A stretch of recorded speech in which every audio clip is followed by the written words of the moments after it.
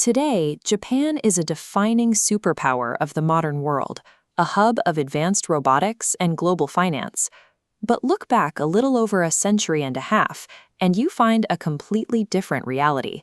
For 200 years, this island nation was strictly sealed off from the rest of the planet. Power rested heavily in a strict feudal hierarchy. While an emperor existed in name, actual control belonged to military dictators known as shoguns, and order was enforced by an elite warrior class, the samurai. Under their rule, Japan executed a rigorous policy of isolation.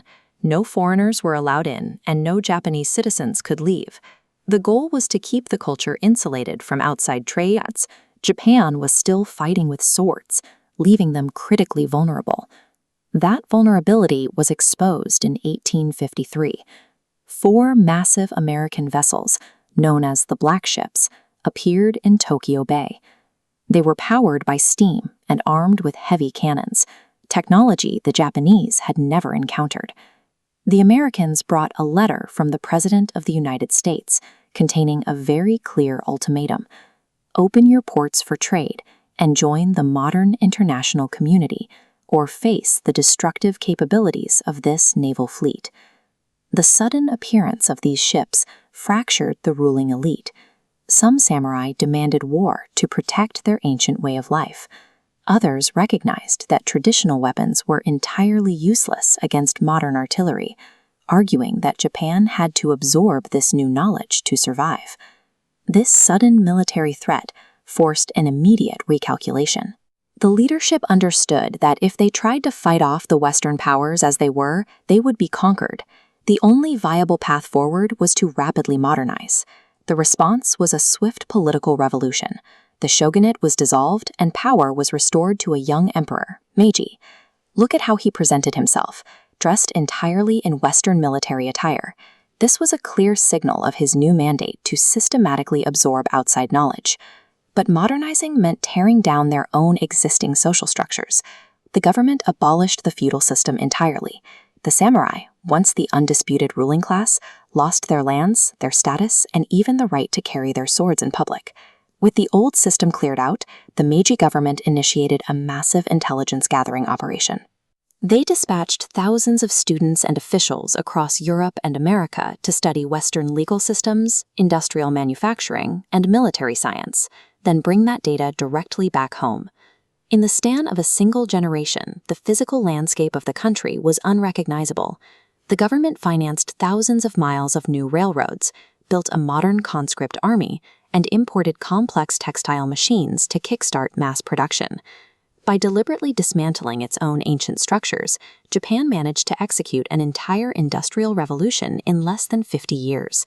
They successfully absorbed the technology of their invaders and secured their independence. As their industrial and military capacity expanded, so did their ambitions. To secure resources for their factories and demand equal standing with Western empires, Japan began an aggressive expansion of its own, seizing control over Korea and large parts of China. This territorial grab set them on a direct collision course with the rest of the world. By 1941, their pursuit of dominance had pulled them completely into the Second World War, fighting against a massive coalition of allied nations.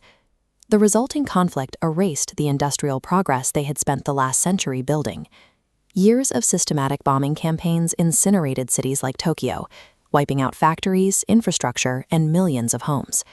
By 1945, the nation's economy was completely paralyzed. The destruction culminated in something the world had never witnessed. The atomic bombings of Hiroshima and Nagasaki leveled entire urban centers in a matter of seconds, forcing an unconditional surrender. Their drive for military expansion had ultimately collapsed the state. The empire was gone, and a broken, starving population was left sitting in the ruins of their cities, staring into a dark future. But the intense adaptability that drove the Meiji sprint was still present in the population. Instead of permanently fracturing under the weight of this defeat, the Japanese people rallied their collective discipline toward rebuilding. Since their military was entirely dismantled by the Allied occupation, they redirected their engineering capacity. The massive labor force that once built warships and artillery was retrained to manufacture precision electronics and consumer goods.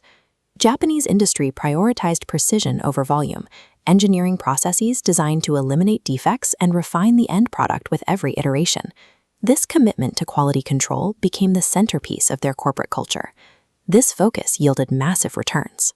Within a few decades, Japanese automotive brands and camera manufacturers began dominating global markets, consistently outperforming older, established Western companies in reliability and efficiency. By shifting their unified national focus entirely away from armed conflict, Japan engineered an economic recovery that rivaled their first industrialization. They achieved global influence without firing a single shot. Look at the contrast. Just 30 years after the total destruction of 1945, Japan had emerged as one of the richest nations on Earth, and they managed this fierce acceleration without losing their cultural identity. Even today, as bullet trains cut through massive metropolises, you will find silent, ancient temples sitting completely undisturbed right in the shadows of modern skyscrapers. The timeline of Japan suggests that existential threats and external pressure can act as the structural blueprint for a society's reinvention. When faced with absolute ruin, a society can use that pressure to force difficult, necessary changes. Japan has demonstrated a consistent capacity to absorb the hardest shocks imaginable, adapt to the wreckage, and engineer a faster way forward. Its true superpower is this repeated ability to transform catastrophe into a leap into the future.